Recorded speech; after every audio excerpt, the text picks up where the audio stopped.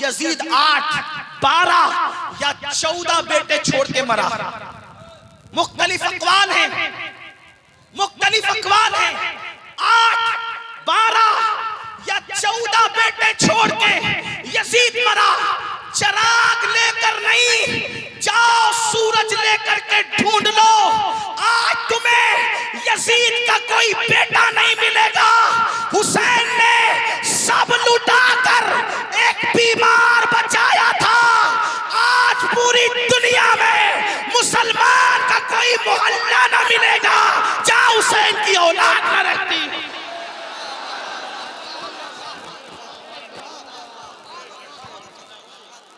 Yazid बादशाह था, उसके नाम पे कोई महफिल नहीं सजती। इमाम हुसैन तो बेघर थे, इमाम हुसैन तो बेघर थे। इमाम के नाम पर कैसी महफिलें सज रही है, कैसी महफिलें सज रही है। अरे किसी का उर्स 1 दिन होता है, किसी का 2 दिन होता है, किसी का 3 दिन होता है। लेकिन अहलुल बैत की शान ये है कि इमाम शाफई कहते हैं उस वक्त तक हमारी नमाजें मुकम्मल नहीं होती जब तक हम नबी की अहले बैत पे दुरूद नहीं पढ़ लेते। यकफीकुम मिन अज़ीमिल फ़ख्रि अन्नकुम मन लम युसल्ली अलैकुम ला सलात लहू। तो यजीद की जिंदगी पुकार पुकार कर हमें दावत इबरत दे रही है। कब्रों का निशान भी मिटेगा, नस्लें भी मिटेगी, औलाद भी खत्म होगी। ऐश दुनिया का ज्यादा दिन तक नहीं है। मेरी कौम के जवानों, कब तक दुनिया में डूबे रहोगे? कब तक दुनिया के गुलाम बनकर रहोगे? कब तक दुनिया में डूब कर रहोगे? ये दुनिया बदतरीन है, ये दुनिया बेवफा है। इस दुनिया ने किसी के साथ वफा नहीं किया मेरे भाई, जो अपने साथ वफा करे। ये माल जिसके लिए ना रात देखते हो, ना दिन देखते हो, ना सुबह देखते हो, ना शाम देखते हो, ना सर्दी देखते हो, ना गर्मी देखते हो, कुछ नहीं देखते। इस माल के लिए रात दिन मेहनत करते हो। जिस दिन रूह का रिश्ता जिस्म से टूट जाएगा, ये माल यही छोड़ कर जाओगे। बताओ ले जाओगे ये माल? कुरान कहता है ला तंसा नसीबका मिनद दुनिया, दुनिया से अपने नसीब का मत भूलो। मेरे भाइयों, सिवाय कफन के अपने साथ कुछ नहीं लेकर के जाओगे। बताओ जब कफन के सिवा कुछ लेकर जाना नहीं है, अल्लाह अकबर, कफन के सिवा कुछ लेकर जाना नहीं है, तो अब आप मुझे बताइए फिर ये कैसे कह देते हो कि मौलाना नमाज का टाइम नहीं है, मौलाना दाढ़ी रखूंगा तो कैसा लगूंगा? बताओ, बड़ी माजरत के साथ जुमले सख्त लगे तो माफ करना, किसके साथ मुनाफिकत कर रहे हो? किसके साथ मक्कारी कर रहे हो? क्या कहते हो? दाढ़ी रखूंगा तो कैसा लगूंगा? मैं कहता हूं जब अकीदा ये है कि नबी से बड़ा खूबसूरत ना कोई पैदा हुआ ना हो सकता है, तो अब बताओ आप ये क्यों कहते हो कि दाढ़ी रखूंगा तो कैसा लगूंगा, जब आपको पता है कि सबसे खूबसूरत रसूलुल्लाह की जात है। तो उनके चेहरे पे दाढ़ी थी कि नहीं थी? तो दाढ़ी रखने वाला अगर बुरा लगता तो अल्लाह कभी भी महबूब के चेहरे पे दाढ़ी न भेजता। पता चला दाढ़ी रखने वाला बुरा नहीं लगता है, बल्कि दाढ़ी न रखने वाला जो यहूद नसारा और मुशरिकीन की शक्ल बनाता है वो बुरा लगता है। वरना मेरे नबी के चेहरे पे दाढ़ी थी। बयान करने वालों ने हुलिया यूं बयान किया है, मेरे नबी के चेहरे पर खूबसूरत काली काली सिया दाढ़ी और वो चमकता हुआ चेहरा ऐसे लगता था जैसे आबनोशी रहल पर किसी ने सोने या चांदी का कुरान रख दिया हो, ऐसा खूबसूरत लगता था। अल्लाह अकबर। मेरे इमाम उसका नक्शा यूं खींचते हैं, लका बदरुन फिल वजहिल अजमल, लका बदरुन फिल वजहिल अजमल, खत हाले मा जुल्फ अब्र अजल, तोरे चंदन चंद्रो पुरा कुंडल रहमत की भरन बरसा जाना।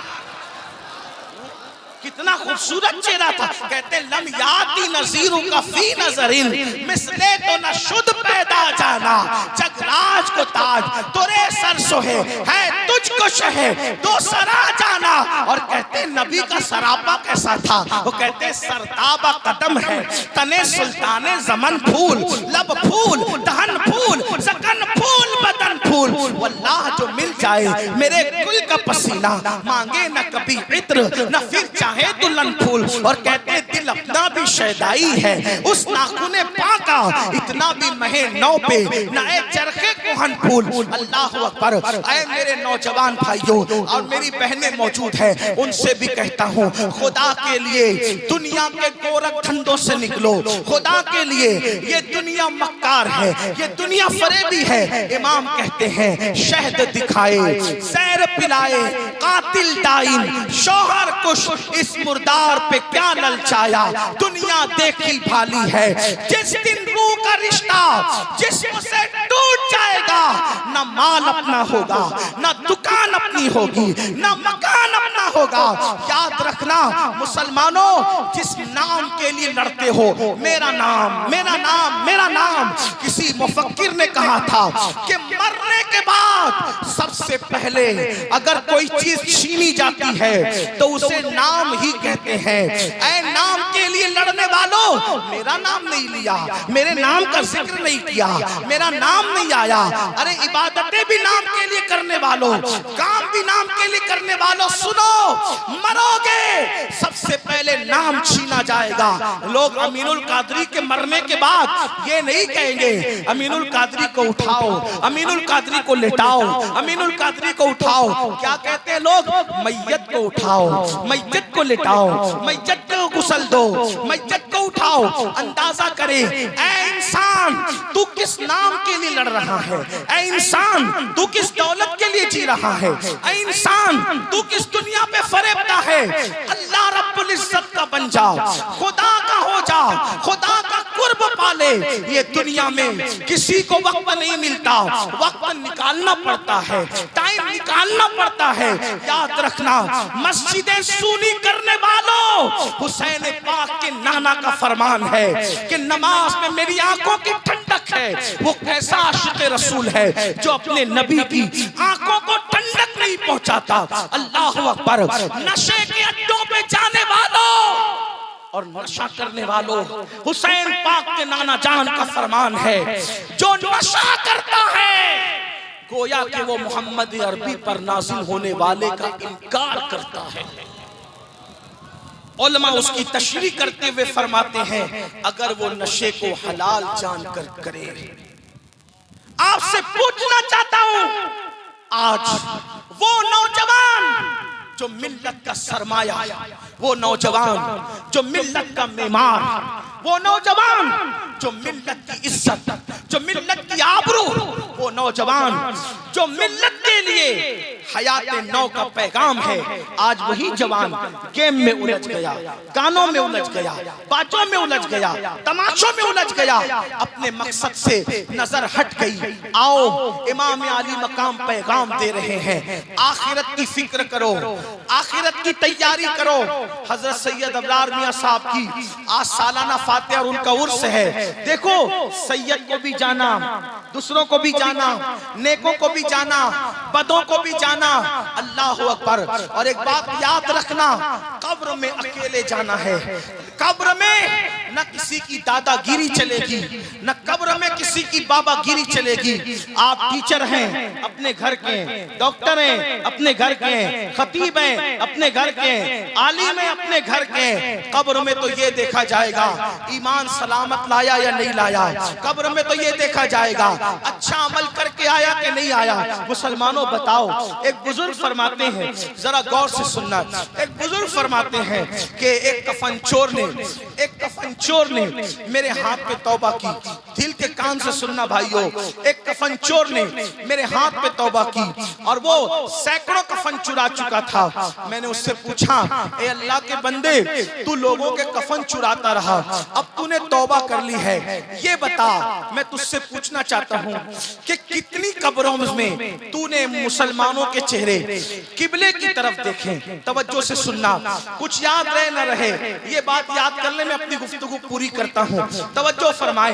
वो बुजुर्ग फरमाते हैं जिनके हाथ में कफन चोर ने तौबा की थी कि बेटा बता, जब तू लोगों के कफन चुराता था, जब तू लोगों के कफन चुराता था तो कितने लोगों के चेहरे तूने काबे की तरफ देखे और कितने लोगों के चेहरे तूने तूने कब्र में काबे से फिरे हुए देखे। मुसलमानों, बहुत बड़ी बड़ी बातें हम कर चुके, हम जन्नती, हम ये, हम वो। बड़ी माजरत के साथ अल्लाह के फैसले हमारी मर्जी के मुताबिक नहीं होंगे। अल्लाह के फैसले अल्लाह की मर्जी के मुताबिक होंगे।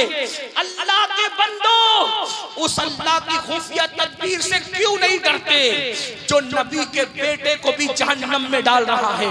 हजरत नूह का बेटा जहन्नम में डाला जाएगा, क्यों नहीं डरते अल्लाह से। हजरत लूत अलैहिस्सलाम की एक बीवी जहन्नम में डाली जाएगी, क्यों नहीं डरते अल्लाह से।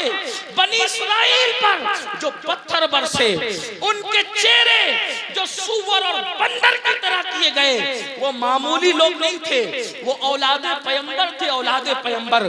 कुरान पढ़ के क्यों नहीं डरते अल्लाह से, जब अल्लाह नबी की औलादों के मुंह जराइम की वजह से रातों रात सूअर और बंदर की तरह कर सकता है, तो अपनी क्या औकात है। शराब पीने वालों, नशे की दवाएं हाथ में लेने से पहले तुम्हारे हाथ क्यों नहीं कांपते, ये सोचकर कि अगर वो बनी इस्राइल को सूअर और बंदर की शक्ल दे सकता है तो मेरा क्या हाल होगा।